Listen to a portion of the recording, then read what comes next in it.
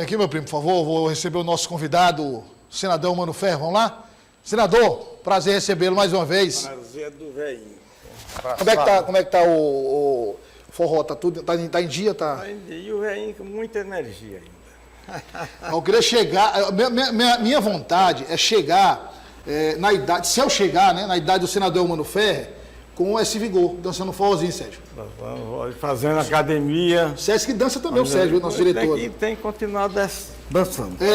Senador, fica à vontade. Prazer recebê-lo aqui. Prazer e o senador que encerra o mandato agora, dia 1º de fevereiro, foram 8 anos no Senado, muitas obras, muitas realizações.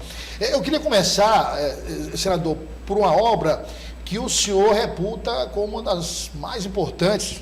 O senhor tem um carinho especial, que é o viaduto do mercado do peixe, que voltou a ter problema, e não é problema de recursos, o senhor assegurou os recursos, está tudo segurado. Questão da empresa mesmo. E aí ontem eu fiz uma crítica aqui à legislação, às autoridades, porque não é possível, senador. Por exemplo, o senhor como parlamentar faz todo um trabalho de alocar suas emendas, de ir nos ministérios, pedir inclusive às vezes a participação da bancada, com emenda de bancada, quer dizer, faz todo esse trabalho de articulação, disponibiliza os recursos.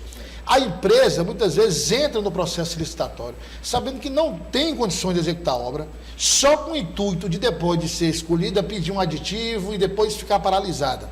E aí eu queria aproveitar a sua presença e perguntar ao senhor se o senhor já tem alguma novidade, uma informação mais recente em relação àquela obra que, como eu disse, o senhor classifica como uma das mais importantes. Bom, é muito boa e oportuna essa pergunta. A missão do parlamentar, quer seja um deputado estadual, deputado federal, o senador, dentre outras, no que se refere a emendas parlamentares para projetos sociais, projetos de infraestrutura, é colocar os recursos. Eu coloquei para o viaduto do mercado do peixe em 2018, 15 milhões de reais, não para a prefeitura, não para o Estado, coloquei para um órgão do governo federal, ou seja, os recursos saíram do Ministério da Economia para o Ministério da Infraestrutura, especificamente o DENIT, em 2018, uma obra para ser feita em 24 meses. Tá, o problema é que toda a sociedade teresinense está testemunhando fazer. Falta 99,9, falta 0,6, né? 0,99. Aquela primeira paralisação, senador, até que a gente entende que era o período da pandemia e realmente paralisou. Mas aí teve essa mais recente, né? Como o senhor disse, falta nada, não quase falta nada. Eu recebo telefonema, ligações de amigos meus, mensagens de amigos meus questionando isso. A missão nossa, minha, foi colocar a emenda não só para aquele viaduto do mercado do peixe, que foi colocado a emenda em 2018. E em 2019 eu coloquei mais 15 milhões, que era o que estava orçado, para o segundo viaduto, 500 metros um do outro, do terminal de petróleo, o rodo ferroviário, que era também para estar pronto. Quer dizer, é lamentável. E veja bem, ao tempo em que tinha esses dois viadutos aqui em Teresina, dentro do sistema rodoviário aqui federal, dentro do perímetro urbano de Teresina, foi feito uma ponte estaiada a 800 quilômetros de Teresina, a 800 quilômetros da sede do DENIT, responsável pela execução dessas obras. Foi feito antes do prazo, quer dizer, 24 meses, foi feito em 20 meses.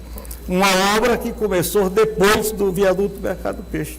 E o viaduto do mercado do peixe, a 1.700 metros da sede do DENIT, onde estão os engenheiros, os advogados, onde está o dirigente do órgão aqui do superintendente, aqui em Teresina, nas vistas de todos, a obra não foi cumprida. Claro que teve problema da construtora. Mas onde estão os engenheiros responsáveis por a obra? Os advogados, os procuradores, que acompanham a execução, não só a execução física, mas o aspecto contratual, jurídico da licitação feita.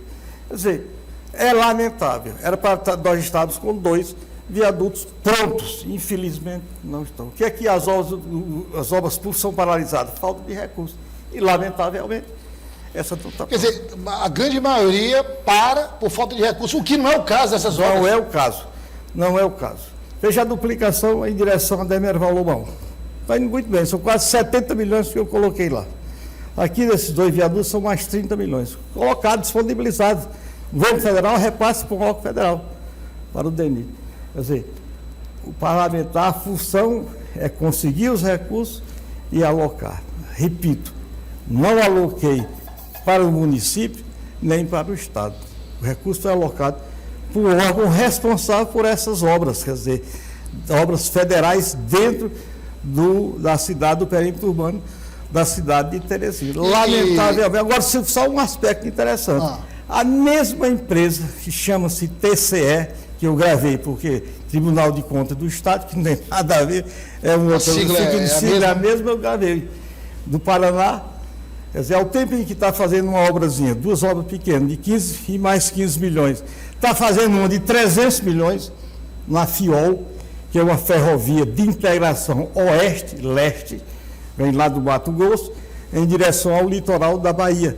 Quer dizer, eles estão executando uma obra de 300 milhões. E não consegue concluir essa obra? Já fizemos tudo na época, fomos a ministros, 2 ministros, o próprio ministro Ciro também fez gestões nesse sentido, junto à direção dessa instituição, dessa empresa, ganhou a licitação, e era para essa mesma empresa. Eu tinha ganho a licitação aqui do rebaixamento da ladeira do Uruguai, aqui na João 23, que em tempo o superintendente e toda a equipe do DENIT aqui anulou a licitação. Porque foi essa empresa. Porque foi essa empresa que ganhou. Dá o mesmo problema. Dá o mesmo problema. Então é lamentável isso, é lamentável. Mas qual foi o parecer mais recente? Eu não tenho conhecimento, eu não tenho. Para mim... Porque é o que eu estava dizendo, precisa haver punição nesses casos, para que não haja reincidência, quer dizer, você vê essa licitação o senhor falou agora do rebaixamento ali da ladeira do Uruguai, quer dizer, você cancela um processo licitatório, porque a empresa que ganhou, você já sabe que aquela empresa vai paralisar. Já está com problema, né?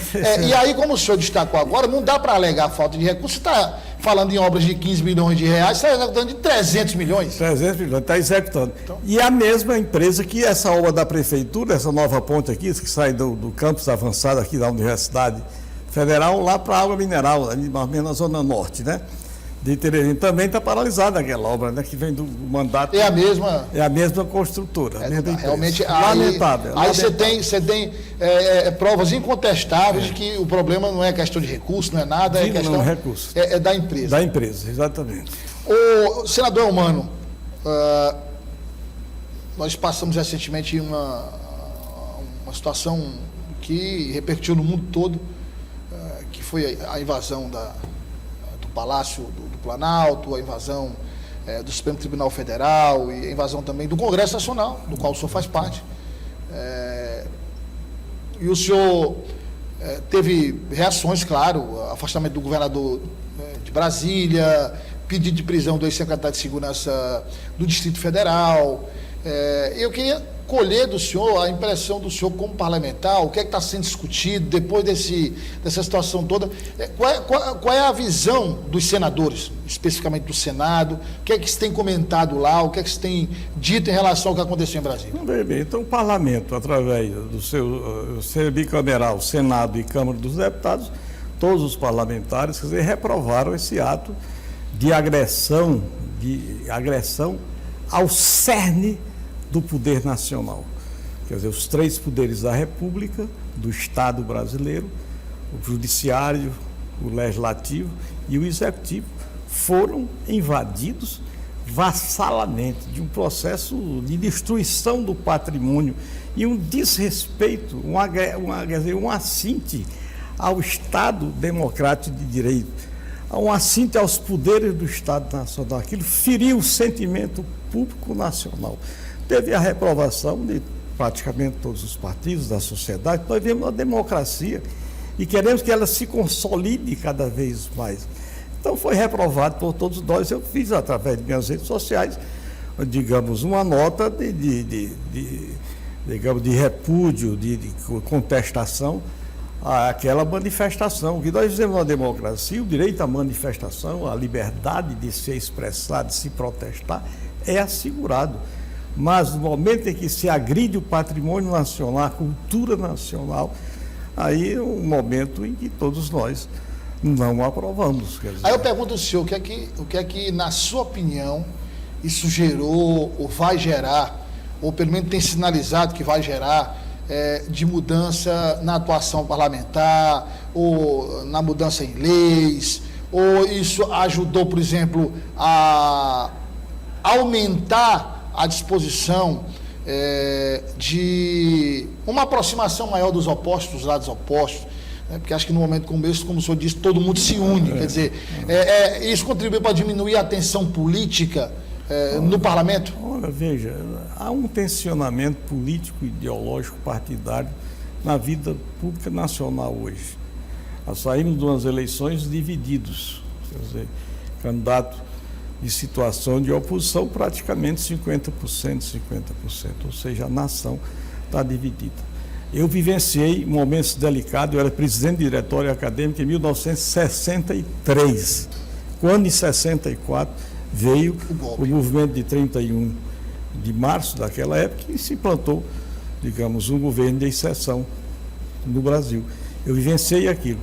E 50 e tantos anos depois, mais de 50, quase 60 anos depois, 49, nós estamos vivenciando um momento delicado, que aí tem questões internas, né, e tem questões geopolíticas, problemas externos.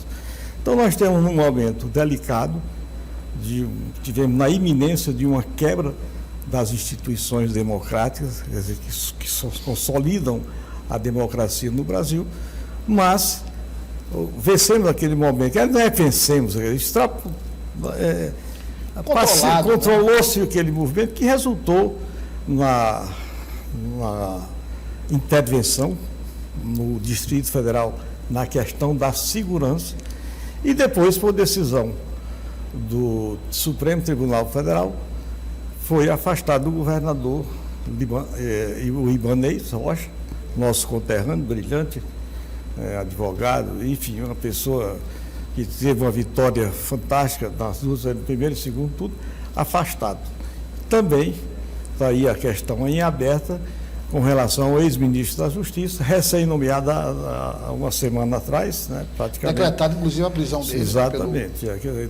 Então, o que é que nós temos que fazer no momento? É nos juntarmos com vista a um distensionamento disso. Nós temos que buscar o entendimento nacional, nós temos que buscar, digamos, uma saída democrática e superar e nos voltar para as questões maiores do Estado brasileiro, situação do povo, enfim.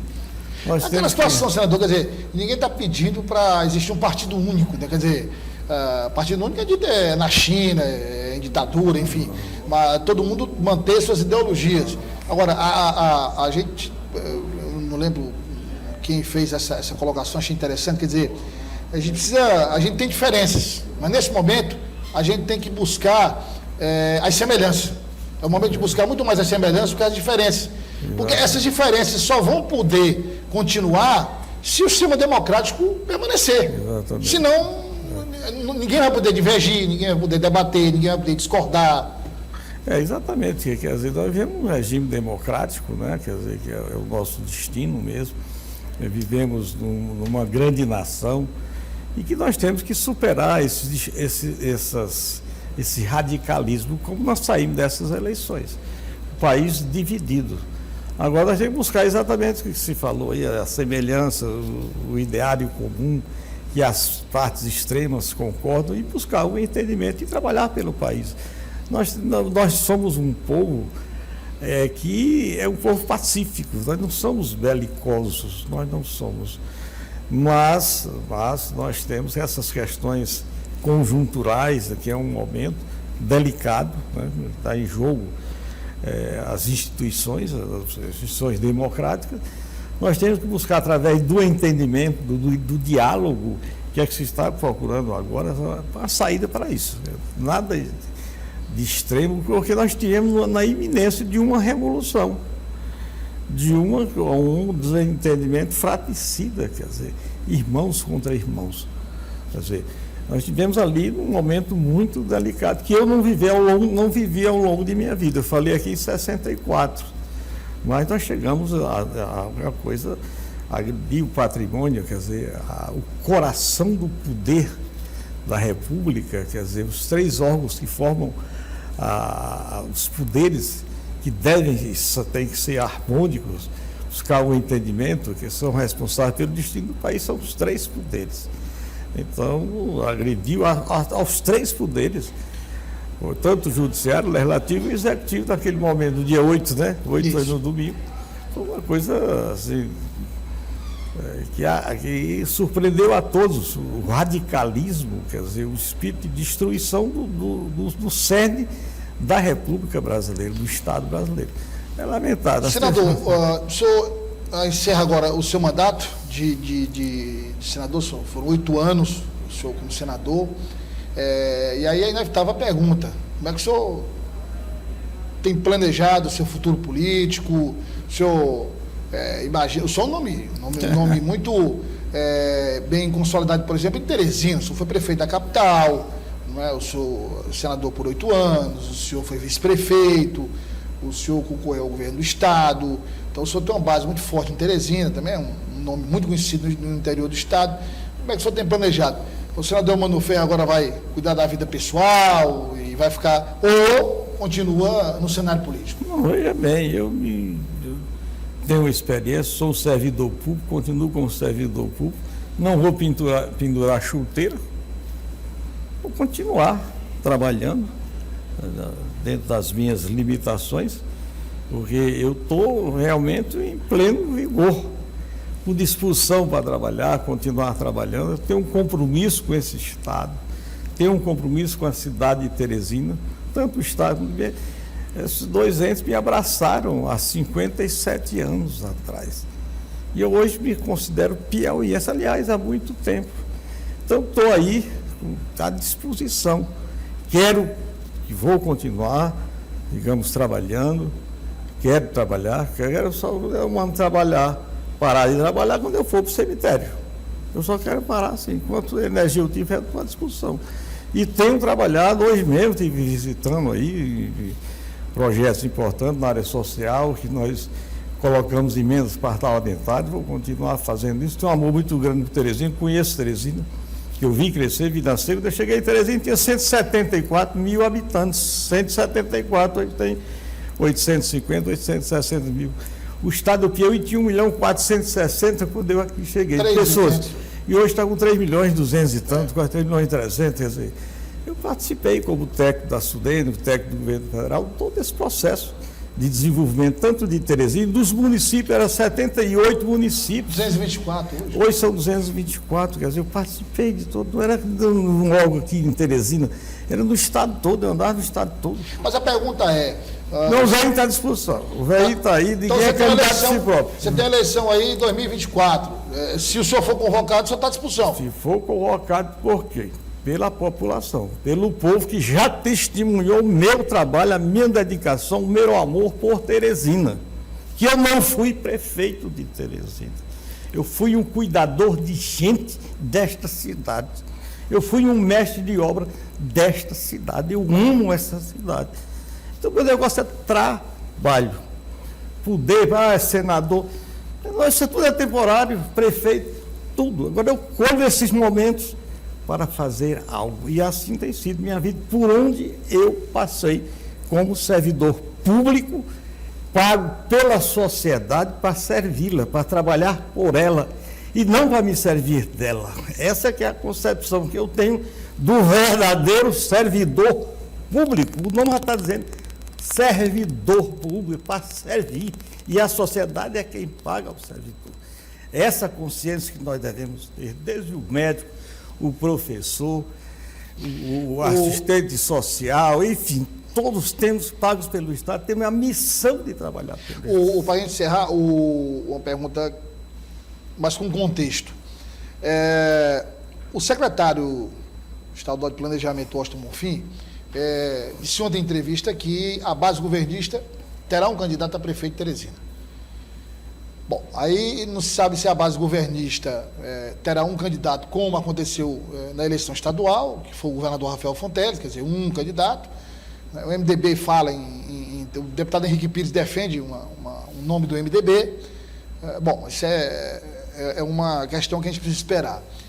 A oposição vai ter um candidato, claro. Então, a gente, fazendo uma projeção muito superficial, pode ter em Teresina uma reprodução da disputa que ocorreu em nível estadual.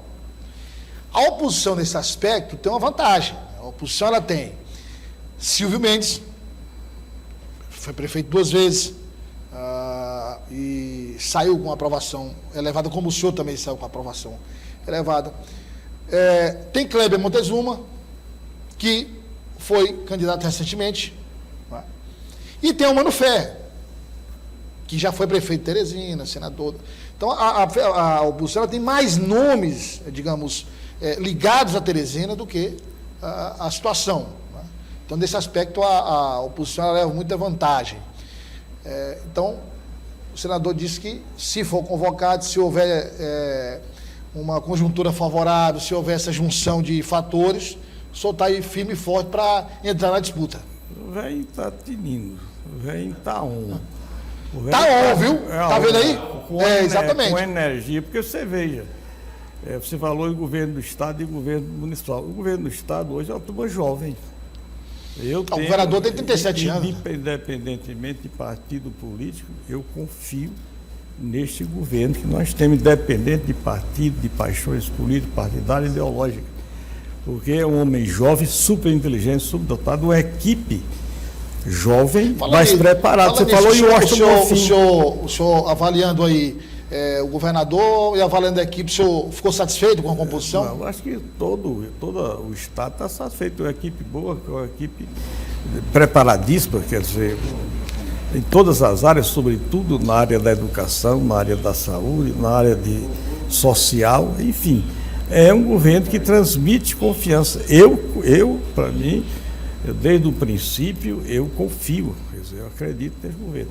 Como também você falou aí do Silvio Mendes, né, com relação ao município de Teresina, tem uma experiência fantástica. Eu fui vice-prefeito, ele teve a coragem de sair, disputar o governo do Estado, e eu tive uma oportunidade de servir ao Estado, quer dizer, especificamente a Teresina, né, que é um grande nome também. E creio que nós temos que buscar pessoas experientes, pessoas que querem trabalhar, porque nós não podemos perder tempo. Quer dizer, o povo, nós estamos na situação. Estou vindo, visitei agora uma instituição em que há realmente problemas seríssimos sociais, econômicos. Então nós temos que nos juntar. Nós não podemos, digamos, saímos da eleição, já estamos falando daqui a 2 anos, mas nós temos problemas a enfrentar. E nós temos que trabalhar para enfrentá-los. Quer dizer, que muitas pessoas votam, escolhem o seu vereador, o seu deputado, etc., senador, confiando. Então tem que corresponder. Foi o que nós fizemos como senador da República, etc. Senador, obrigado pela presença. É um prazer recebê-lo aqui, independentemente de cargo ou não. O senhor é sempre um convidado no Sistema Dia de Comunicação. Estando em algum cargo, ótimo, não estando também, pela sua experiência como técnico, como político, é sempre importante a sua presença. O senhor voltará aqui mais vezes. Eu agradeço sinceramente a você, ao Valmir, a todos que fazem essa grande instituição de comunicação aqui no nosso estado. É um prazer estar aqui com vocês. Obrigado, senador.